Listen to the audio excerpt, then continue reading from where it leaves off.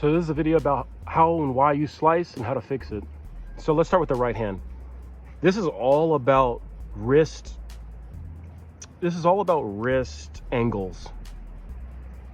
Somewhere down the line when you learned, or maybe you developed a bad habit through some sort of practice routine that you did, it felt comfortable to kind of come at this angle. And what happened is you thought that it looked good, you thought that it sounded good, you thought that it felt good, and then you just kept doing it over and over and over and over again. And then your instructor came and he's like, hey, you know you're slicing, right? And you're like, what? And then you take a look in the mirror, you record a video like this, and you're like, oh, I am slicing. So how to fix this is, first of all, be aware of it. Like I just talked about, be aware of the fact that you're not going straight up and down. You're coming at an angle. I mean, assuming it's an outward slice like this, like I've been talking about. There's also inward slices, but it's the same concept of how to fix it. So you need to first become aware that you're doing it and how severe it is. So it's like, okay, I'm slicing at like a good 45, so I need to make sure that I reorient my wrist. So going back to the basics of what your setup is. So you want to come up, and if you're already set up kind of like this, if you're French grip, you're probably going to start slicing. We want to adhere to what the actual American grip is in that right hand, right, snare drummers? So, or quad drummers too, actually. You want to go right in between. You don't want to be flat.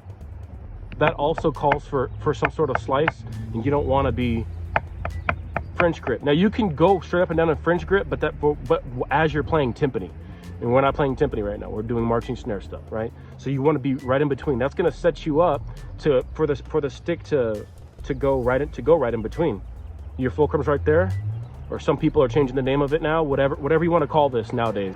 But your pivot point, your balance point right there in the fingers, you want that to go in between. You don't want it to go veering off toward your index or veering off toward your thumb. If you're veering off toward your thumb, you're inward slicing. You're veering off toward your index, you're outward slicing, right? So being aware, adhering to your basic setup and technique.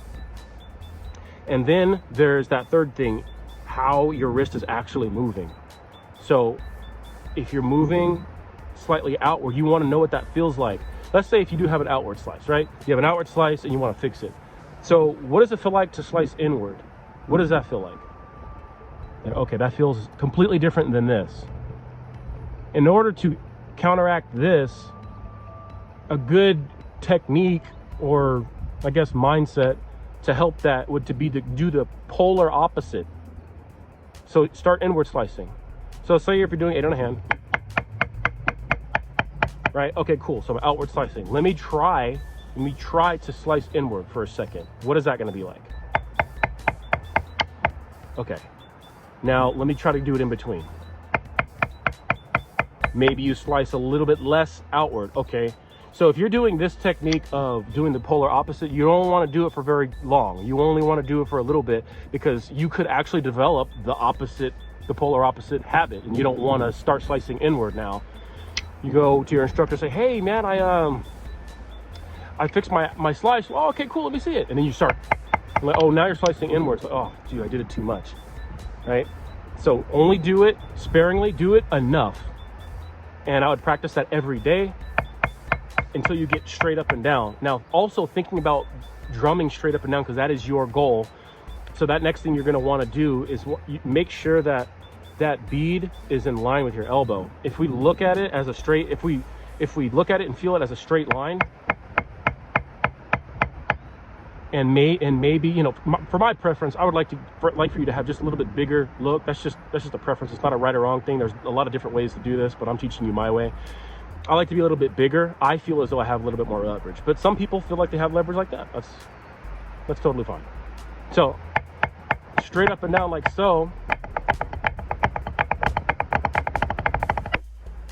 right?